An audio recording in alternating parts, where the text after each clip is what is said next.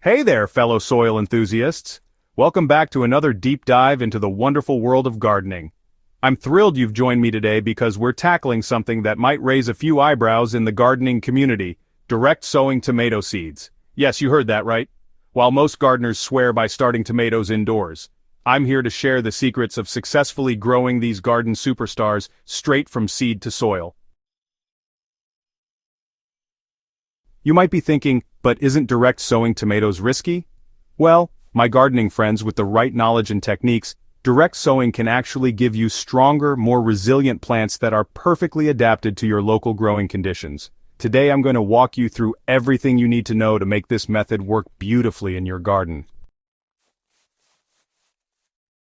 Before we dig into the how-to, let's talk about why you might want to consider this unconventional approach. When you direct sow tomatoes, you're eliminating transplant shock entirely. Those little seedlings never experience the stress of being moved from pot to garden, which means they can focus all their energy on establishing strong root systems and healthy growth from day one. Direct sown tomatoes also develop incredibly robust root systems. Without the constraints of containers, their roots can explore and expand naturally, creating plants that are often more drought-tolerant and better at accessing nutrients throughout the growing season. I've noticed that my direct sown tomatoes tend to be more resilient during those inevitable summer stress periods that make other gardeners worry about their transplants.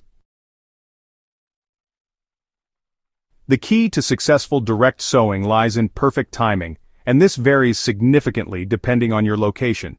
You'll want to wait until your soil temperature consistently reaches at least 65 degrees Fahrenheit, but ideally, somewhere between 70 and 75 degrees for optimal germination. This usually happens about 2 to 3 weeks after your last expected frost date. Here's where local knowledge becomes invaluable. I always tell fellow gardeners to invest in a good soil thermometer and start checking temperatures about a month before you plan to plant. Take readings at different times of day and track the pattern. You're looking for that sweet spot where nighttime soil temperatures don't drop below 60 degrees, and daytime temperatures reach into the 70s consistently. In my experience, this timing often coincides with when your local garden centers start putting out their heat-loving annuals like peppers, eggplants, and basil. These plants have similar temperature requirements, so they serve as excellent indicators that your soil is ready for tomato seeds.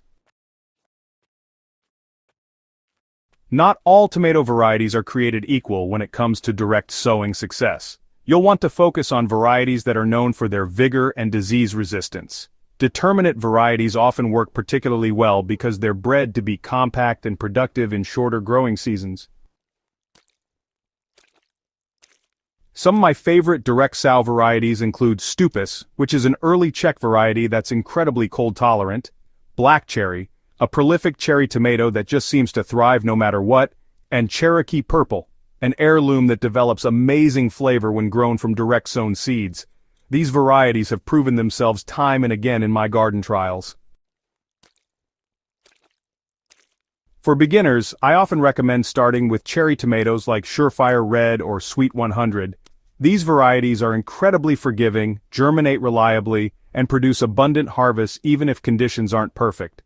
Once you've mastered the technique with these reliable performers, you can experiment with more challenging varieties. Site preparation is crucial for direct sowing success. Choose the warmest, most protected spot in your garden, typically a south-facing location that receives full sun and has some protection from strong winds. Cold morning air can settle in low-lying areas, so slightly elevated or sloped ground often works better than flat terrain. Your soil preparation should begin several weeks before planting. Work in plenty of well-aged compost or aged manure to improve both drainage and water retention. Tomatoes need consistent moisture but can't tolerate waterlogged conditions, so achieving that perfect balance is essential. I like to create raised rows or mounded planting areas that improve drainage while still retaining moisture. The soil pH should ideally be between 6.0 and 6.8. If you're unsure about your soil's pH, invest in a simple test kit or have your soil tested through your local extension office. This small step can make a huge difference in your plant's ability to access nutrients throughout the growing season. When it comes to the actual planting, I use what I call the insurance policy method. Instead of planting just one seed per location, I plant 3 or 4 seeds in small clusters, spacing these clusters about 18 to 24 inches apart. This ensures that even if some seeds don't germinate or young seedlings encounter problems, you'll still have healthy plants in each location. Plant your seeds about 1/4 to 1/2 inch deep. Any deeper and they may struggle to emerge, especially in cooler conditions. After planting, I like to cover the seeded area with a thin layer of fine mulch or compost. This helps maintain consistent soil moisture and temperature while preventing soil crusting that can impede germination. Water gently but thoroughly after planting using a fine spray to avoid displacing the seeds. The goal is to achieve consistent moisture without creating waterlogged conditions. I often use a soaker hose or drip irrigation system to maintain steady moisture levels during the critical germination period. This is where the magic happens, and honestly, it's what separates successful direct sowing from those disappointing failures. You really need to create a warm, protected microclimate around your newly planted seeds. I use several techniques that work together to achieve this. Walla water or similar season extenders are, incredibly effective for creating warm microclimates. These water-filled plastic tubes surround your planting area and release stored heat during cool nights, while also providing wind protection. If you don't want to invest in commercial products, you can create similar effects using milk jugs filled with water placed around your planting areas. Clear plastic row covers can also be extremely effective, especially when you combine them with thermal mass like water-filled containers. Just remember to provide ventilation on warm days to prevent overheating. I've learned that temperatures above 85 degrees Fahrenheit can actually inhibit germination, so monitoring and adjustment are crucial. Once your seeds germinate, usually in about 7 to 14 days under ideal conditions, the real nurturing begins. This is honestly when your direct sown seedlings are at their most vulnerable, and careful attention to their needs will really determine your ultimate success. Thinning is essential, but I have to admit it can feel a little heartbreaking. When your seedlings reach about 2 inches tall, you'll need to pick the strongest plant in each cluster and remove the others. I know it feels wasteful, but overcrowding leads to weak, spindly plants that just never reach their potential. Make clean cuts with small scissors instead of pulling, so you avoid disturbing the root system of your chosen seedling. Consistent moisture is still critical during early growth, but you want to be careful not to overwater. The soil should feel like a wrung-out sponge moist, but definitely not soggy. I usually check moisture levels by sticking my finger about an inch into the soil near the plants. If it feels dry at that depth, well, it's time to water. Even with perfect technique, direct sowing presents unique challenges that indoor starting really doesn't.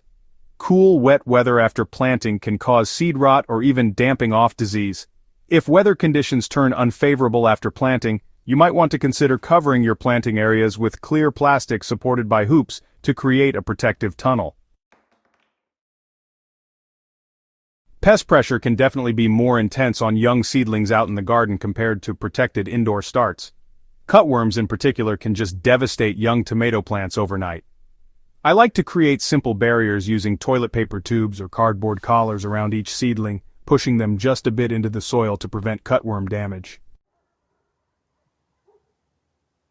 Bird and rodent damage is another big consideration. Some gardeners report that chipmunks and squirrels will dig up newly planted seeds. Covering the planting area with hardware cloth until germination occurs can really help prevent this frustrating problem. As your direct-sown tomatoes establish themselves, they'll need the same care as any tomato plant: regular watering, appropriate fertilization, and proper support structures. However, I've found that direct-sown plants often require less frequent watering once established due to their superior root development. Support systems should be installed early, even before you really think you need them. Direct-sown tomatoes can grow vigorously once they hit their stride, and trying to install cages or stakes around mature plants inevitably damages roots and stems. I prefer sturdy tomato cages or stake and twine systems that can accommodate full-size plants.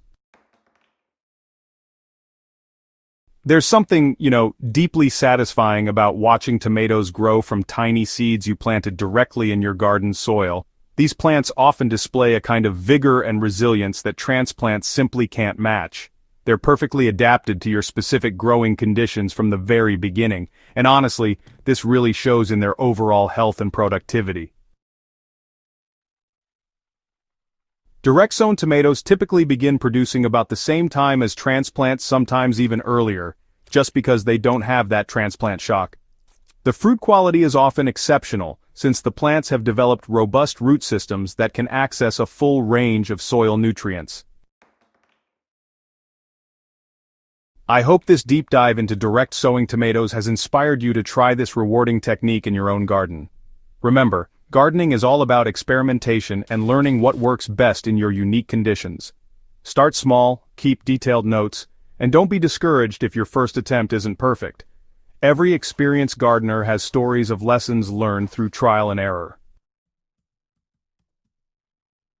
If you found this guide helpful, I'd love to hear about your direct sowing experiences in the comments below.